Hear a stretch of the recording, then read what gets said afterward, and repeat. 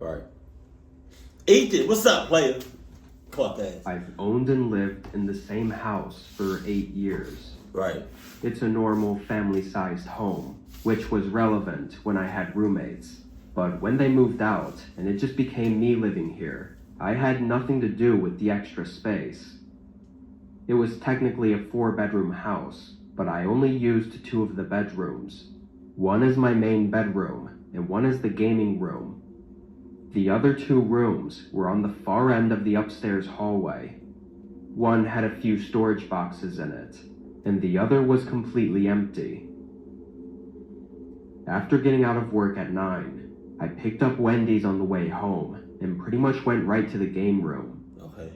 I was off tomorrow, so what better to do than game all night? I put my headphones on and loaded up COD, but before I had time to even load into a match, I thought I heard something that sounded like a knock at the front door. I took my headset off and listened, but not hearing anything, and figuring they would have knocked again if there was someone there, I went back to my game. Probably a whole 2 hours went by, and then I heard it again. It sounded like either a knock, or a door closing, or something like that. But with my headphones on, and with my room door closed, it was way too quiet for me to... So the first time you heard it was sus, but then you should have put your headphones back on, but left one ear open, just in case, and turned down the volume a little bit. But you didn't. tell. I got up and opened the door, looked Oh, your door. I thought you meant like the house door. I was about to say, what the hell? out into the hallway and waiting for that sound to come again. After a minute, though, I went downstairs and looked out the front door. Nobody was outside my house, and everything seemed normal. Having been hearing these sounds, though, I obviously made sure the door was locked before going back upstairs. To be a bit more cautious, I left my room door open this time. There you go. So if it happened again, maybe I'd hear it better. I put my headset back on and continued gaming. I played through a whole round, so like 20-ish minutes. As the game ended and I leaned back in my chair, a figure rushed past the open doorway just Shit.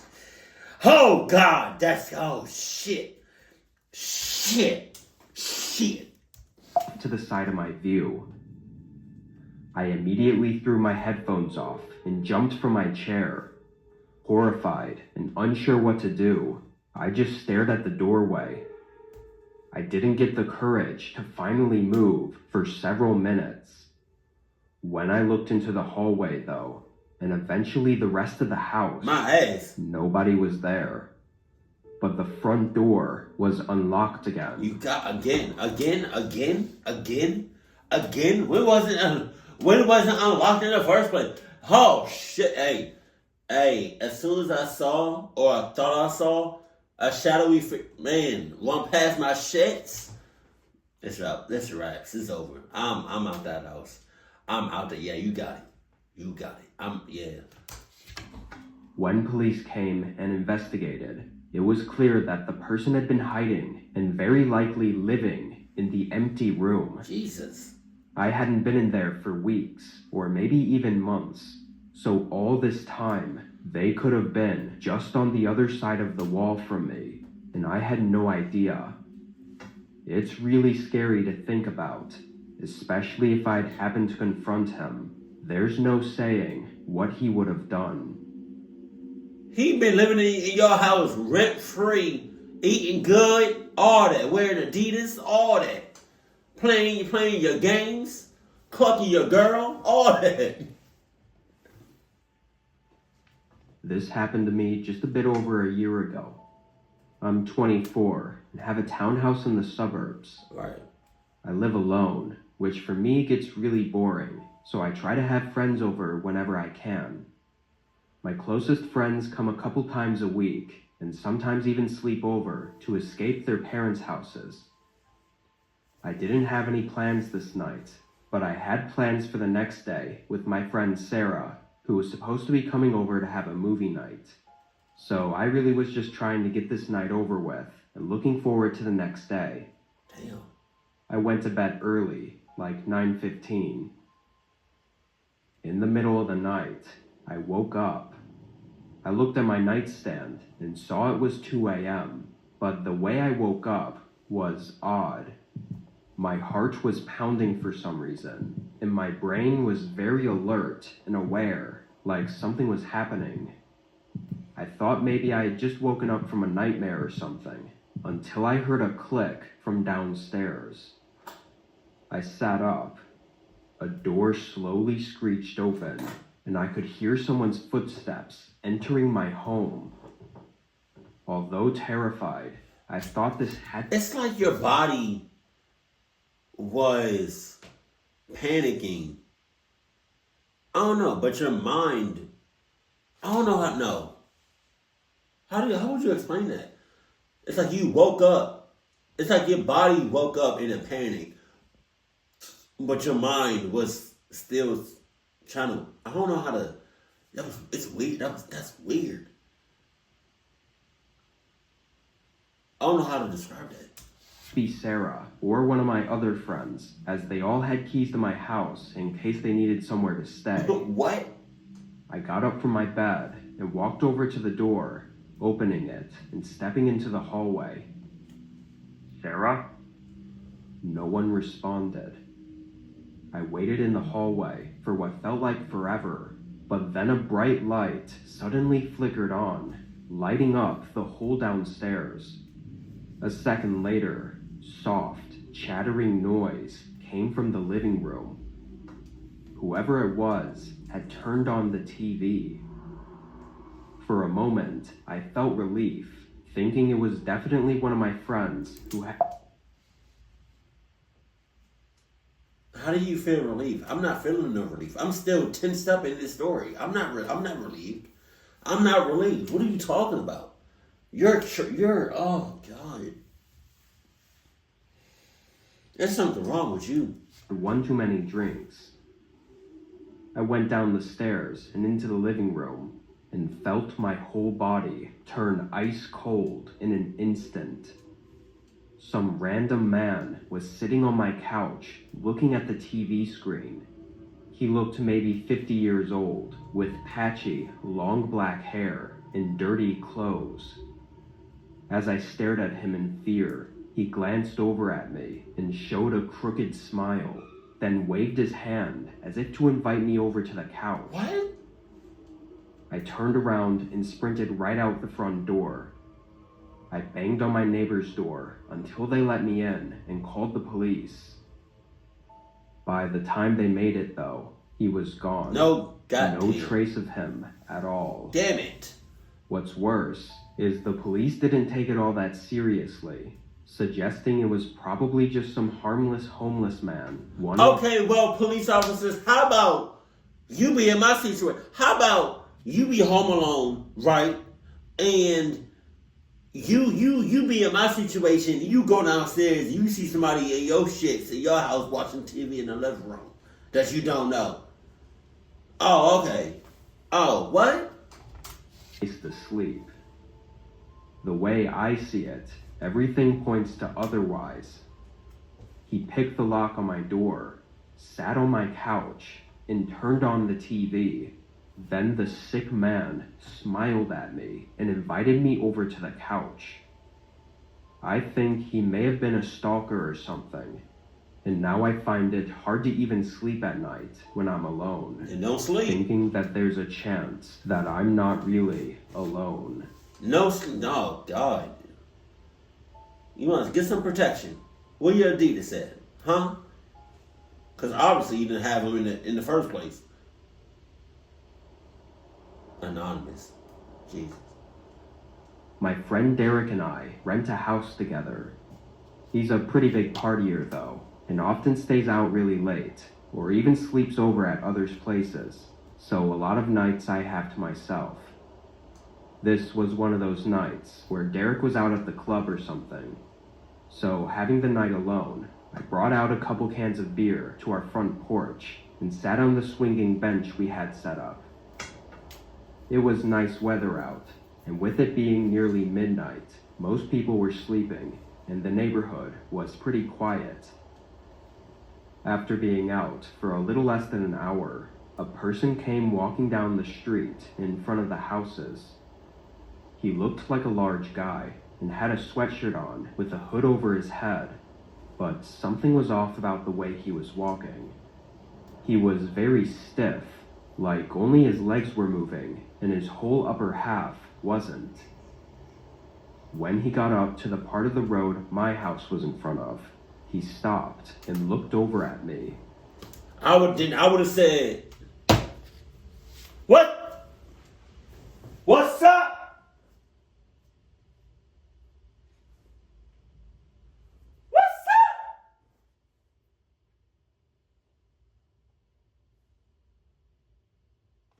What's up?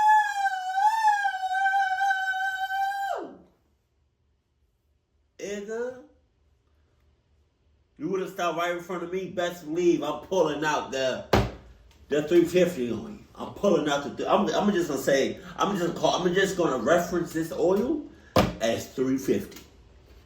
I'm pulling out the 350 on you. You gonna stop in front of my house? Out of all these houses, you gonna stop in front of my house?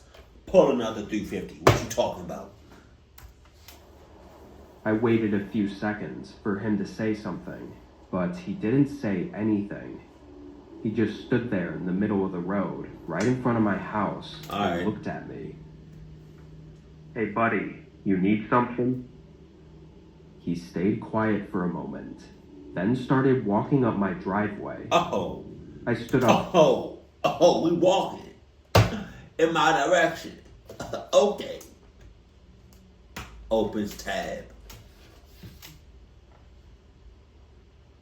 From the bench and yelled at him to leave, but once I realized he was getting pretty close, I hurried inside and locked the door behind me. And once I realized he was getting pretty good, once I realized who was on my property, it was rats, it was GG's, curtains closed, lights off, and I'm pouring it right on me. Okay, it just really just dripped on me. Pause. Yeah. Yo, anybody that's new to my channel, if you don't get this reference to 350, it's because I am going to have, at all times, a bottle of oil that temps at 350 degrees Fahrenheit. Right? And it stays like that. It stays at that temperature forever. Just in case. I'm always ready. I'm always prepared. So I don't have to ever get ready. Cluck what you talking about. Cluck what you heard. You know? Yeah. Always on me. All the time. 24/7. Just in case a cluck ass want to try to do some shit. Booyah. I'm pouring it. I'm pouring the 350 right on you. What you talking about? I then watched out the peephole as the guy came right up to the door. He waited for another second before pulling out something from under his sweatshirt. Pause. It was hard to see from the small view I had, but it looked like maybe a hammer or a crowbar or something. Once I saw that, I knew what was likely about to happen. I ran upstairs and locked myself in the bedroom, dialing 911 and trying to be quiet. I could hear the wood splintering off the door downstairs as I pleaded with the operator for help. Then there was a loud thud and silence. The broken door swaying on its hinges was the only sound. I waited anxiously, only assuming that I'd hear the guy's footsteps approaching the bedroom door at any second. But seconds turned to minutes until I heard a cop car pull into my driveway. I thought about running down to the officers, but the operator suddenly told me through the phone to stay where I was and wait for the cops to get to me, so I sat back down. 30 seconds later, I hear one of the officers walking up the stairs. followed by them shouting and firing off a taser. The guy had been standing right outside the bedroom door, Jeez. as if he was just waiting for me to open it. He was arrested and apparently was very drunk, but I have no clue who he was or why he did what he did. As far as the officers have told me, the guy wouldn't even say why he was walking down the road or what he was even doing there. All I know is if I had opened that door, it would have been the last thing I ever did. And the last thing you would have felt too, because he would have clutched your ass up from behind. No condom necessary. I farted, excuse me. Oh, excuse me. My wife and I take yearly vacations Look at that. to different places. It's our way of taking a break from regular everyday life, Oh, yeah. as well as getting to spend some quality time together. Oh, okay.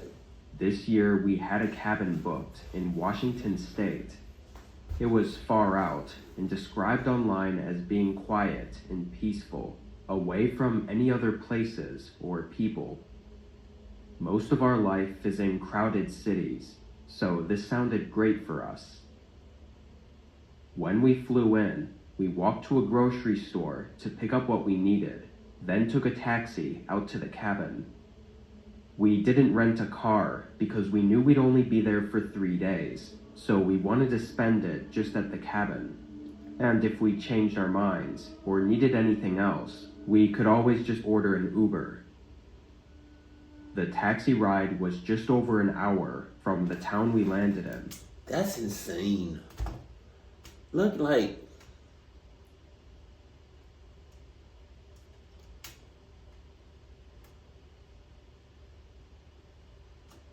them tall ass trees, them thick ass woods, and that small ass narrow ass road. I don't see no street lights. Most of the drive was between huge mountain ranges and tree-covered landscape. It was really beautiful and got us both excited for our stay. Then at just about 7 p.m., we arrived at the cabin. It was completely alone in the middle of the forest. Even the driveway leading to it wasn't much more than some tire tracks in the dirt. We got out and paid the taxi, then brought our stuff inside. The cabin itself was small. There was the main floor that had the kitchen and living room, with a ladder leading up to a loft area that had the bed in it. The bed area on the loft was short though. You literally had to crawl into the bed, kind of like one you'd see in a tiny home. Anyway, we unpacked the groceries and made a very quick dinner since we were tired from the flight. Then we opened a bottle of wine to settle in for the night. We lit up the fireplace and chatted about how we were looking forward to the next few days. It was around 11 p.m. at this point, and as we talked, we both suddenly heard something outside. Someone was walking in the grass near the cabin. It was loud, too, like they were really close. My wife looked nervous, so I tried to put a brave face on and told her it was fine. I got up and looked out the window. It wasn't until then that I realized how dark it had gotten outside. I looked around, seeing nothing but large trees everywhere and pitch black darkness around them. I told her I didn't see anyone, then went over to the front door and opened it. Why? Stepping Why? onto the porch and turning on the outdoor lights. You're doing too much. All I could really see out there was a small portion of the driveway, but I didn't see anyone there either. The forest was very calm and quiet, too, so if they were still walking around, I felt like I would have been able to hear them. I went back inside and asked my wife if she heard the footsteps anymore, but she said the sound didn't seem to fade out. It just stopped suddenly from somewhere behind the cabin. My brave act was starting to fall through, and I told her to go up to the loft and stay quiet while I figured out what was going on. I went around and checked all the windows again, not seeing anything, so I went back to the front door. I was preparing myself to go back outside when a sudden thump shook the cabin. I looked up at my wife, who was looking up at the ceiling. Someone was on the roof of the cabin. I stayed inside and called the police, going over lengthy directions on how to get to the cabin we were at. Over the course of the hour that we had to wait, we could occasionally hear a few footsteps walking across the top of the cabin. About 45 minutes into the wait, though, we heard their boots hit the ground. About 45 minutes into the wait of police officers coming. 45 minutes.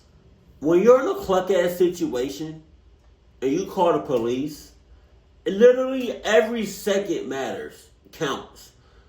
45 minutes.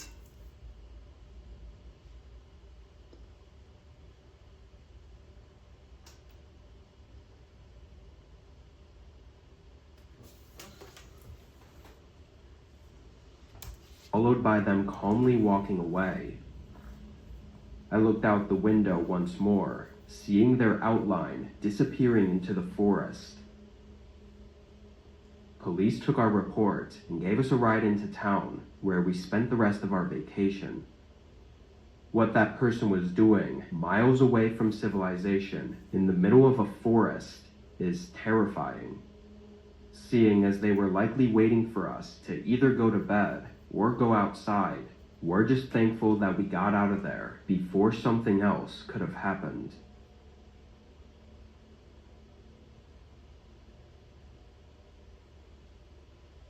That's where you clocked up at. You got a cabin in the woods. Look at this shit. Damn. I'm an only child and grew up in a small town. My parents were hardworking and often struggled to pay the bills, so they usually worked a lot of overtime or even had multiple jobs. Because of this, I was left home alone pretty frequently. I was 14 at the time, and this night both my mom and dad were working closing shifts, so I was at home by myself after school until 10 or 11. Damn. To keep myself busy, I'd usually watch TV or go for walks in the woods behind our house. After getting home from school and... Go back. Because I feel like you said what I think you said, but I just want to double check. Closing shifts, so I was at home by myself after school until 10 or 11. To keep myself busy, I'd usually watch TV or go for walks in the woods behind... I don't care where you at, I don't care where you going, I don't care what your mission is, I don't care about any of that, none of that, that don't matter. That don't matter. You're 14 walking in the woods. Walking in the woods by yourself is already crazy. But then, you're 14?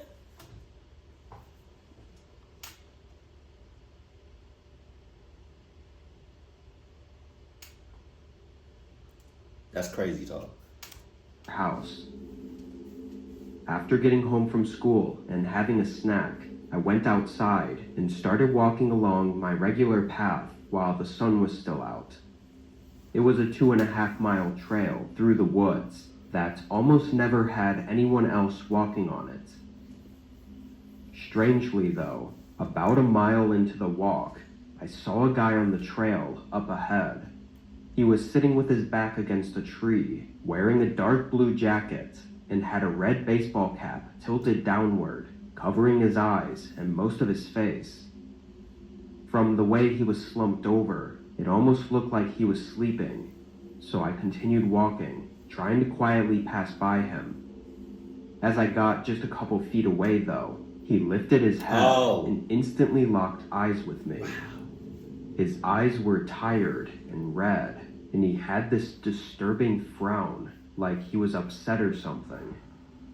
As I passed by, he started standing up, and getting a strange feeling about him, I began walking faster basically jogging the rest of the trail and back home.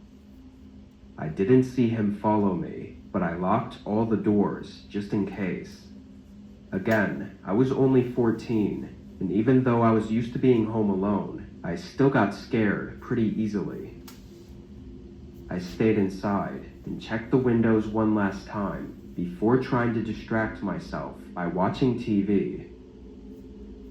Only a few minutes after turning it on, though, I heard a voice at the back door.